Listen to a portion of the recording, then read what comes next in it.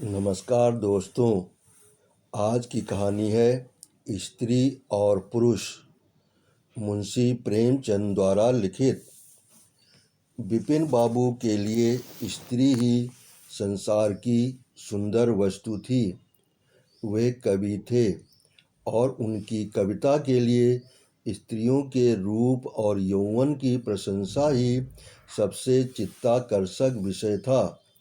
उनकी दृष्टि में स्त्री जगत में व्याप्त कोमलता, माधुर्य और अलंकारों की सजीव प्रतिमा थी। जबान पर स्त्री का नाम आते ही उनकी आंखें जगमगा उठती थीं, कान खड़े हो जाते थे, मानो किसी रसिक ने गाने की आवाज़ सुन ली हो। जब से होश संभाला तभी से उन्होंने उस सुंदरी की कल्पना करनी शुरू की जो उसके हृदय की रानी होगी। उसमें उषा की प्रफुल्लता होगी, पुष्प की कोमलता, कुंदन की चमक, बसंत की छवि, कोयल की ध्वनि। वे कवि वर्णित सभी उपमाओं से विभूषित होगी। वे उस कल्पित मूर्ति के उपासक थे। कविताओं में उसका गुण गाते।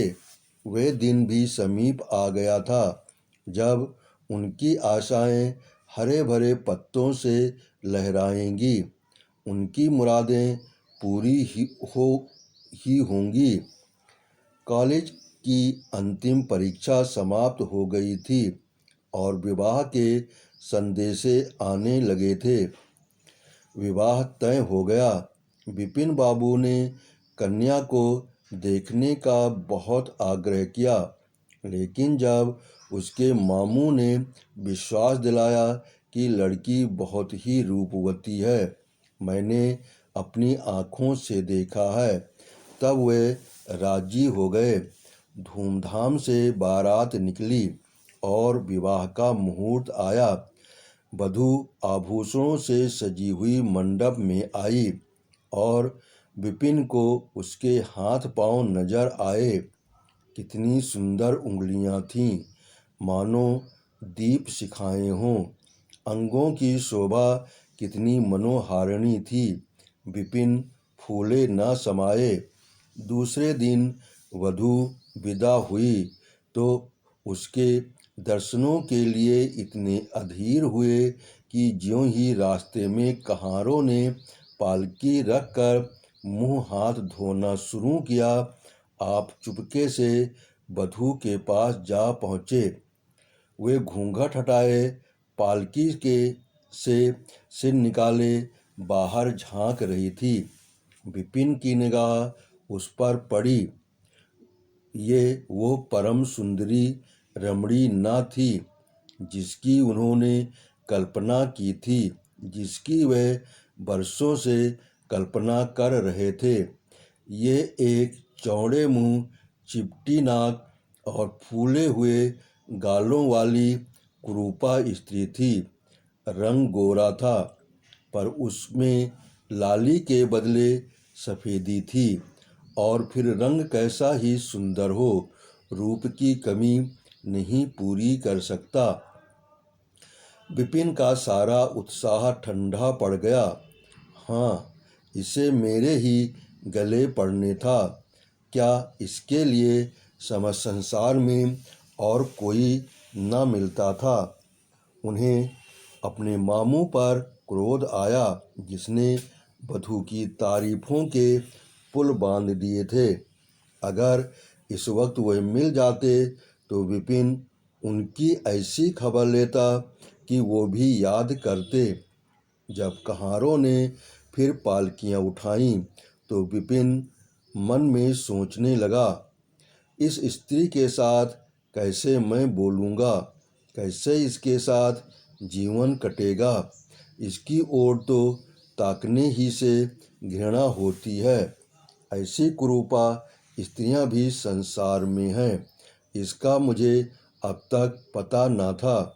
क्या मुंह ईश्वर ने बनाया है, क्या आँखें हैं। मैं और सारे ऐबों की ओर से आंखें बंद कर लेता, लेकिन वो चौड़ा सा मुंह, भगवान, क्या तुम्हें मुझी पर ये वज्रपात करना था? विपिन हो अपना जीवन नरक सा जान पड़ता था। विपिन को अपना जीवन नरक सा जान पड़ता था। वह अपने मामू से लड़ा, ससुर को लंबा खर्रा लिखकर फटकारा, माँ बाप से हुज्जत की, और जब इससे शांति न हुई तो कहीं भाग जाने की बात सोचने लगा। आशा पर उसे दया अवश्य आती थी। वह अपने को समझाता कि इसमें उस बेचारी का क्या दोष है। उसने जबरदस्ती तो मुझसे विवाह नहीं किया, लेकिन ये दया और ये विचार उस गुण को न जीत सकता था जो आशा को देखते ही उसके रोम रोम में व्याप्त हो जाती थी। आशा अपने अच्छे से अच्छे कपड़े पहनती, तरह तरह से बाल संवारती, घंटों आईने के सामने खड़ी होकर अपना श्रृंगार करती, लेकिन विपिन को ये शुतुरमुर्ग से मालूम होते। वो दिल से चाहती थी कि उन्हें प्रसन्न करूं, उनकी सेवा करने के लिए अवसर खोजा करती थी, लेकिन विपिन उससे भागा भागा फिरता था। अगर कहीं भेंट हो जाती तो कुछ ऐसी जली कटी बातें करने लगता कि आशा रोती हुई वहाँ से चली जाती। सबसे बुरी बात ये थी कि उसका चरित्र भ्रष्ट होने लगा। वो ये भूल जाने की चेष्टा करने लगा कि मेरा विवाह हो गया है। कई कई दिनों तक आशा को उसके दर्शन भी न होते। वो उसके कहकहे की आवाज़ें बाहर से आती हुई सुनती, झरोखे से देखती कि वे दोस्तों के गले में हाथ डाले सैर करने जा रहे हैं, और तड़प कर रह जाती। एक दिन खाना खाते समय उसने कहा, अब तो आपके दर्शन ही नहीं होते, मेरे कारण घर छोड़ दीजिएगा क्या? विपिन ने मुंह फेर कर कहा, घर ही पर तो रहता हूँ, आजकल जरा नौकरी की तलाश है, इसलिए दौड़ धूप ज़्यादा करनी पड़ती है। आशा, किसी डॉक्टर से मेरी सूरत क्यों नहीं बनवा देते? सुनती हूँ आजकल सूरत बनाने वाले डॉक्टर पैदा हुए हैं। विपिन, क्यों नाहक चिढ़ती हो? यहाँ तुम्हें किसने बुलाया था? आशा, आखिर इस मर्ज की दवा कौन करेगा? विपिन, इस मर्ज की दवा नहीं है, जो काम ईश्वर ने न करते बना उसे आदमी क्या बना सकता है? आशा, तो ये तुम ही सोचो कि ईश्वर की भूल के लिए मुझे दंड दे रहे हो। संसार में कौन ऐसा आदमी है जिसे अच्छी सूरत बुरी लगती हो? किस तुमने किसी मर्द को केवल रूपहीन होने के कारण कुंवारा रहते देखा है? रूपहीन लड़कियां भी माँ बाप के घर नहीं बैठी रहती, किसी न किसी तरह उनका निर्वाह हो ही जाता है। उसका पति उस पर प्राण न देता हो, लेकिन दूध की मक्खी नहीं समझता। विपिन ने झुंझलाकर कहा, क्यों नाहक सिर खाती हो? मैं तुमसे बहस तो नहीं कर रहा हूँ। दिल पर जब्र नहीं किया जा सकता, और न दलीलों का उस पर कोई असर पड़ सकता है। मैं तुम्हें कुछ कहता तो नहीं हूँ, फिर तुम क्यों मुझसे हुज्जत करती हो? आशा ये झिड़की सुनकर चली गई। उसे मालूम हो गया कि इन्होंने मेरी ओर से सदा के लिए हृदय कठोर कर लिया है। विपिन तो रोज सैर सपाटे करते, कभी कभी रात को गायब रहते। इधर आशा चिंता और नैराश्य से घुलते घुलते बीमार पड़ गई, लेकिन विपिन भूल कर भी उसे देखने न आता। सेवा करना तो दूर रहा, इतना ही नहीं, वह दिल में मानता था कि वो मर जाती तो गला छूटता। अब की खूब देखभाल कर अपनी पसंद का विवाह करता। अब वे और भी खुल खेला।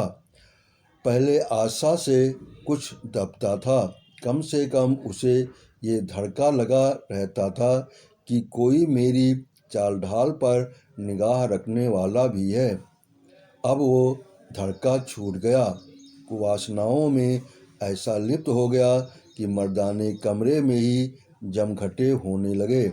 लेकिन विषय भोग में धन ही का सर्वनाश होता है, इससे कहीं अधिक बुद्धि और बल का सर्वनाश होता है। विपिन का चेहरा पीला पड़ गया, देह भी क्षीण होने लगी, पसलियां की हड्डियां निकल आईं, आँखों के इर्द गिर्द गड्ढे पड़ गए। अब वह पहले से कहीं ज़्यादा शौक करता, नित्य तेल लगाता, बाल बनवाता, कपड़े बदलता, किंतु मुख पर कांति न थी। रंग रोगन से क्या हो सकता। एक दिन आशा बरामदे में चारपाई पर लेटी हुई थी। इधर हफ्तों से उसने विपिन को न देखा था। उसने उन्हें देखने की इच्छा हुई। उसे भय था कि वह मान आएंगे, वो नहीं आएंगे। फिर भी वो मन को न रोक सकी। विपिन को बुला भेजा। विपिन को भी उस पर कुछ दया आ गई। आकर सामने खड़े हो गए। आशा ने उनके मुंह की ओर देखा तो चौंक पड़ी। वे इतने दुर्बल हो गए थे कि पहचानना मुश्किल हो गया था। बोली, तुम भी बीमार हो क्या? तुम तो मुझसे भी ज़्यादा घुल गए हो। विपिन, जिंदगी में रखा ही क्या है जिसके लिए जीने की फिक्र करूं? आशा, जीने की फिक्र न करने से कोई इतना दुबला नहीं हो जाता। तुम अपनी कोई दवा क्यों नहीं कराते? ये कहकर उसने विपिन का दाहिना हाथ पकड़कर अपनी चारपाई पर बैठा लिया। विपिन से भी हाथ छुड़ाने की चेष्टा न की। उसके स्वभाव में इस समय एक विचित्र नम्रता थी जो आशा ने कभी न देखी थी। बातों से भी निराशा टपकती थी। अक्खड़पन या क्रोध की गंध भी न थी। आशा को ऐसा मालूम हुआ कि उनकी आंखों में आंसू भरे हुए हैं। विपिन चारपाई पर बैठते हुए बोला, मेरी दवा अब मौत करेगी। मैं तुम्हें जलाने के लिए नहीं कहता। ईश्वर जानता है मैं तुम्हें चोट नहीं पहुंचाना चाहता। मैं अब ज़्यादा दिनों तक न जीऊँगा। मुझे किसी भयंकर रोग के लक्षण दिखाई दे रहे हैं। डॉक्टरों ने भी यही कहा है। मुझे इसका खेद है कि मेरे हाथों तुम्हें कष्ट पहुंचा, पर क्षमा करना। कभी कभी बैठे बैठे मेरा दिल डूब जाता है, मूर्छा सी आ जाती है। ये कहते कहते यकायक वे कांप उठे। सारी देह में सनसनी सी दौड़ गई। मूर्छित होकर चारपाई पर गिर पड़े और हाथ पैर पटकने लगे। मुंह से फिचकुर निकलने लगा। सारी देह पसीने से तर हो गई। आशा का सारा रोग हवा हो गया। वो महीनों से बिस्तर न छोड़ सकी थी, पर इस समय उसके शिथिल अंगों में विचित्र स्फूर्ति दौड़ गई। उसने तेजी से उठकर विपिन को अच्छी तरह लेटा दिया और उसके मुख पर पानी की छींटें देने लगी। मैरी भी दौड़ी आई और पंखा झलने लगी, पर भी विपिन ने आंखें न खोली। संध्या होते होते उनका मुंह टेढ़ा हो गया और बायां अंग शून्य पड़ गया। हिलाना तो दूर रहा, मुंह से बात निकालना भी मुश्किल हो गया। वह मूर्छा न थी, फालिज था।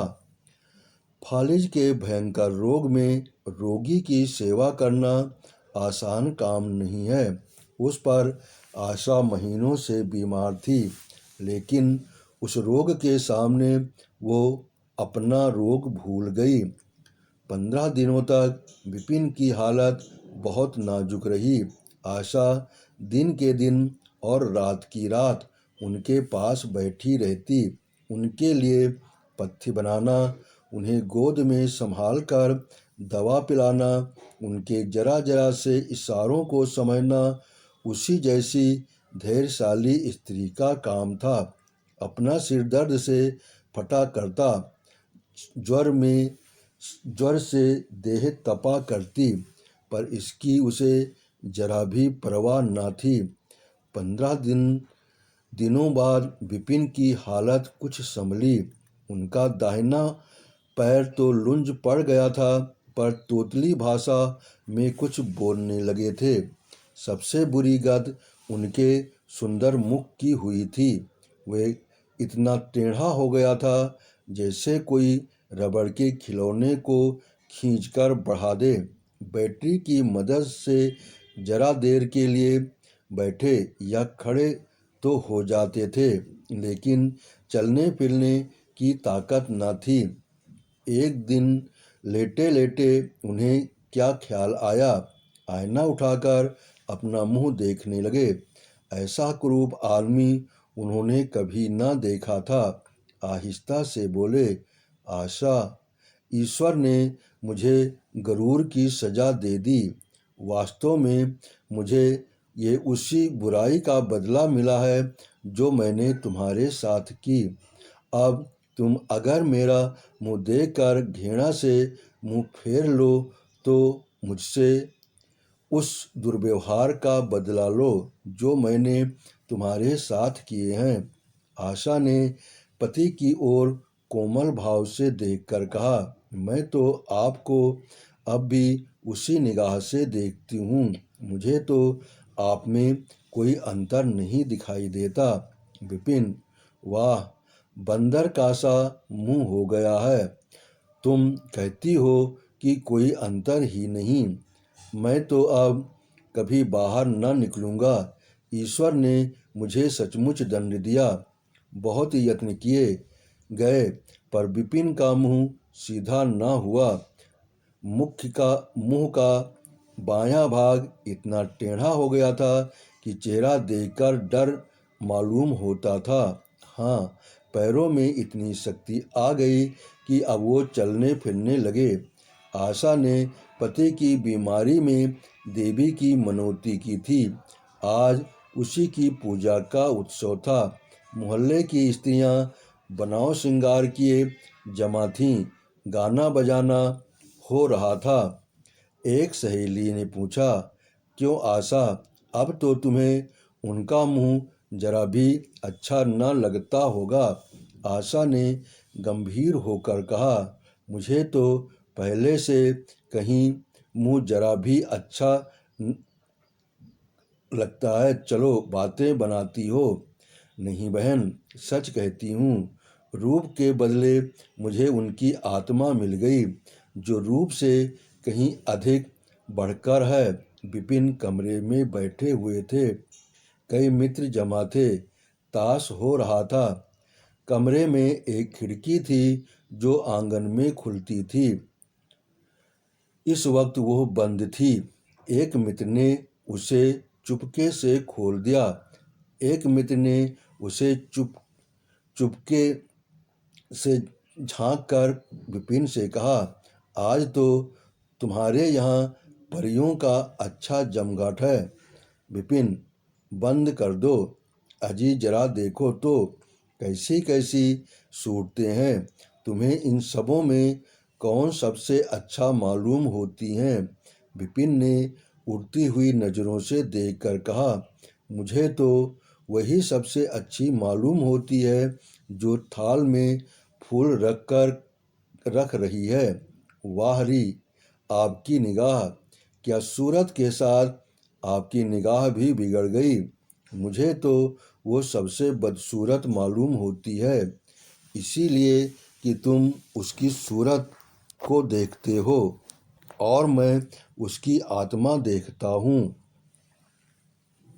अच्छा, यही मिसेज बिपिन है? जी हाँ, ये वही देवी हैं। आपने कहानी सुनी, इसके लिए आपका बहुत बहुत धन्यवाद। आपने सब्सक्राइब किया, इसके लिए मैं दिल से आभारी हूँ।